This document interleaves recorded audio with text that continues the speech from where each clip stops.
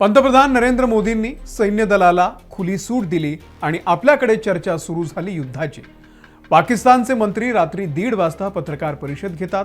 त्यांचे लष्कर प्रमुख असीम मुनीर घरादारासोबत पळून जातात। मी तर असंही ऐकलंय की पाकिस्तानमधल्या सर्व अमीरजाद्यांनी सामानाची बांधाबांध सुरू केलेली आहे देश सोडून जाण्यासाठी। सगळीकडे भीती आहे पाकिस्तानमध्ये आणि या अशा परिस्थितीमध्ये जर खरंच युद्ध झालं तर ते आपल्याला सुद्धा परवडणार आहे का? पाकिस्तानला आपण जरा बाजूला ठेवूयात, आपल्यालाही त्याचे परिणाम भोगावे लागणार आहेत। तर हे सगळं आजच्या परिस्थितीमध्ये आपल्याला खरंच परवडणार आहे का? आजपर्यंत भारत आणि पाकिस्तानमध्ये जी युद्ध झालेली आहे त्यावरती आजपर्यंत नेमका किती खर्च झालाय, त्यासोबत महत्त्वाचं म्हणजे माणसं किती खर्च झाली, जवान किती शहीद झाले, ते सुद्धा आपण बघितलं पाहिजे। युद्ध किती भयानक असतं याचा अंदाज आपल्याला येईल जेव्हा आपण 1947, 1965, 1971, 1999 या वेळची आकडेवारी बघू तेव्हा। तर अशी 4 वेळा आपली युद्ध पाकिस्तान सोबत झालेली आहे। त्याचा सगळा जमा खर्च मी या व्हिडिओमध्ये तुम्हाला सांगणार आहे। आणि जर आजच्या घडीला 2025 मध्ये जर भारत आणि पाकिस्तानचं युद्ध झालं तर किती खर्च होईल आणि तो आपल्या जीवनावरती त्याचा कसा परिणाम होईल हे सुद्धा मी तुम्हाला अगदी सविस्तर सांगणार आहे। त्यामुळे हा व्हिडिओ तुम्ही शेवटपर्यंत बघा। नमस्कार, मी अमोल किन्होळकर, आपण पाहत आहात महाराष्ट्र टाइम्स ऑनलाइन। तर भारताच्या विभाजनानंतर लगेचच आपल्याला युद्धाला सामोरं जावं लागलं, ते काश्मीरसाठी। राजा हरिसिंग यांच्या आडमुठेपणामुळे आपल्याला ते युद्ध खूप महागात पडलं। काश्मीरमध्ये पाकिस्ताननं सैन्य घुसवलं आणि ते हुसकावून लावण्यासाठी हे युद्ध झालं। तेव्हा जर भारतानं योग्य वेळी पावलं उचलली नसती तर पाकिस्ताननं अख्खा काश्मीर, लेह लडाख हा भाग गिळून घेतला असता। या युद्धात जे 1948 साली झालं, या युद्धामध्ये भारताचे 1100 जवान शहीद झाले होते तर पाकिस्तानचे जवळपास 1500 जवान शहीद झाले। त्यावेळी भारताला 2 कोटी अमेरिकन डॉलर्स म्हणजे सोप्या भाषेत आजच्या घडीला रुपयांमध्ये सांगायचं झालं तर 170 कोटी रुपये खर्च झालेला आहे। 1948-49 या सालची ती गोष्ट आहे जेव्हा भारत स्वतःच्या पायावरती उभा राहणार होता। त्यानंतर झालं 1965 साली युद्ध। या युद्धामध्ये 3264 भारतीय जवान शहीद झाले तर पाकिस्तानचे 3500 जवान मारले गेले। भारताला या युद्धामध्ये 20 ते 30 कोटी अमेरिकन डॉलर्स एवढा खर्च आला, म्हणजे आजच्या तारखेला जवळपास 2000 कोटी रुपये। युद्ध सोपं नाहीये। 65च्या युद्धामध्ये भारतानं पाकिस्तानचा 2000 वर्ग किलोमीटरचा भाग ताब्यात घेतलेला होता। पाकिस्ताननं सुद्धा साधारणतः 500 किलोमीटर वर्गचा भाग हा ताब्यात घेतलेला होता। पण त्यानंतर ताश्कंद करार झाला आणि मग दोन्ही देशांनी जी ताबा मिळवलेली जमीन आहे ती एकमेकांना परत केली। आता तिसरं युद्ध 1971 साली झालं। यामध्ये भारताचे 50 कोटी अमेरिकन डॉलर्स खर्च झाले, म्हणजे आजच्या तारखेला 4200 कोटी रुपये। पण या युद्धात पाकिस्तानचं मात्र मोठं नुकसान झालं। त्यांचा पूर्व पाकिस्तान त्यांच्यापासून कायमचा तुटला। बांगलादेशची निर्मिती झाली। त्यांच्या 15000 वर्ग किलोमीटर भागावरती भारतानं विजय मिळवला होता। भारताचे 3843 जवान त्यावेळी शहीद झाले तर पाकिस्तानचे 8000 जवान मारले गेले। 93000 पाकिस्तानी जवानांनी सरेंडर केलं होतं। यात पाकिस्तानची मोठी बदनामी झाली। नंतर शिमला करार झाला, त्या अंतर्गत भारतानं कब्जा केलेला भाग पाकिस्तानला परत केला। त्यानंतर 1999 साली कारगिलचं युद्ध झालं। पाकिस्ताननं हरामखोरी केली, घुसखोरी केलेली होती कारगिल भागामध्ये।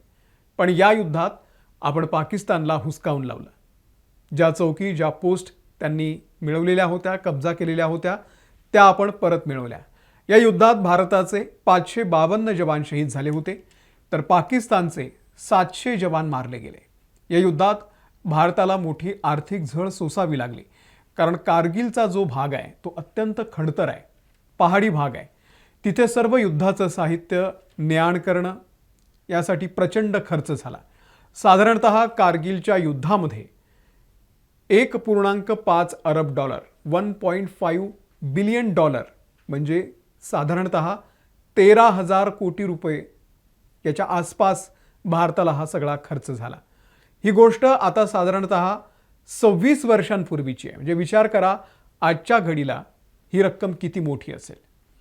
आपल्या भारताचं डिफेन्सचं जे बजेट आहे ते वर्षाला 6 लाख कोटी रुपयांचं आहे. ही रक्कम खूप मोठी आहे. आजच्या घडीला जर युद्ध झालं तर ते आणखी महागात पडू शकतं. जे 6 लाख कोटींचं बजेट आहे त्याच्या 20 ते 25% बजेट हे फक्त या युद्धात खर्च होईल. तुम्ही अमाऊंट बघा किती होईल ते. आणि हे युद्ध आणखी दिवस लांबलं, खूप दिवस लांबलं तर तो खर्च कैक पटीनं वाढणार आहे. खूप बेसिक आकडा मी सांगतोय. यापेक्षा तो कैक पटीनं अधिक असेल जर हे युद्ध महिनाभर किंवा त्यापेक्षा जास्त दिवस चाललं तर. सर्व व्यवसायावरती याचा परिणाम होईल. शेअर बाजार ऑलरेडी आपला कोसळलेलाच आहे, तो आणखी कोसळेल. नवे उद्योगधंदे नसतील, इन्व्हेस्टमेंट होणार नाही. सगळ्या बाजूनं अर्थव्यवस्था कोलमडेल. महागाई, बेरोजगारी, गरिबी हे सगळं तर आपल्याकडे आधीपासून आहेच. या युद्धात, या एका युद्धात आपण 50 वर्ष मागे जाऊ शकतो.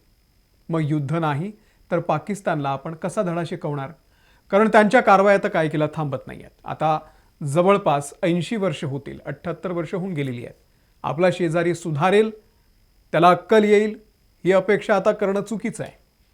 मग भारत स्मार्टली, स्ट्रॅटेजिकली काही गोष्टी करू शकतो. जसं पाकिस्तानमधल्या काही मोजक्या दहशतवादी संघटना आहे ज्यात सातत्यानं हा दहशतवाद पसरवत असतात. त्यांच्या मुळावरती आपण घाव घालू शकतो. भारताला माहिती आहे दाऊद इब्राहिम क्लिफ्टन रोडला राहतो, हाफिज सईद लाहोरमध्ये राहतो, मसूद अझहरचा तळ हा बहावलपूर जवळ आहे, लखवी रावळपिंडीमध्ये लपलेला आहे. या सगळ्यांचे जर आपण तळ उद्ध्वस्त केले, त्यांनाच संपवलं तर पाकिस्तानलाही जरब बसेल. पण असं होत नाही आहे. ही लोक इथे एवढा नरसंहार करतात, निष्पाप लोकांना मारतात आणि तिथे पाकिस्तानमध्ये मजा मारतात. यांनाच उडवण्याची आता खऱ्या अर्थानं गरज आहे. आपल्याला त्या सर्वसामान्य पाकिस्तानी गरीब जनतेला मारून काय मिळणार आहे? ते बिचारे ऑलरेडी गरिबीनं, बेरोजगारीनं त्रस्त आहेत. हे जे साप आहेत ना, यांना ठेचलं पाहिजे. सापही मरेल आणि काठीही तुटणार नाही. कारण युद्धाचे परिणाम फार भयानक असतात. आपल्याला हिरोशिमा, नागासाकी अजूनही आठवतंय. आपला शेजारी ऑलरेडी बर्बाद आहे. युद्धात कोणाचंही भलं होणार नाहीये. कधी कधी असं वाटतं की आपले शेजारी जर चांगले असते तर ते किती बरं झालं असतं. पण नशिबानं आपले सगळे शेजारी हे असे दरिद्री आहेत. ते ना सुखानं स्वतः जगतात ना दुसऱ्यांना जगू देतात. एका बाजूला हा आपला पाकिस्तान आहे, दुसऱ्या बाजूला चीन आहे, इकडे खाली बांगलादेश आहे. या सगळ्या अघोरी विचारांच्या देशांमध्ये भारताची मध्ये कुठेतरी कोंडी होतीये. आपला देश आजही या सगळ्या परिस्थितीत योग्य पद्धतीनं वाटचाल करतोय. याचा आपल्याला खरंच अभिमान वाटायला हवा. आपण एका चांगल्या मार्गाने वाटचाल करतोय. त्यात आपल्याला आणखी मागे जायचं नाहीये.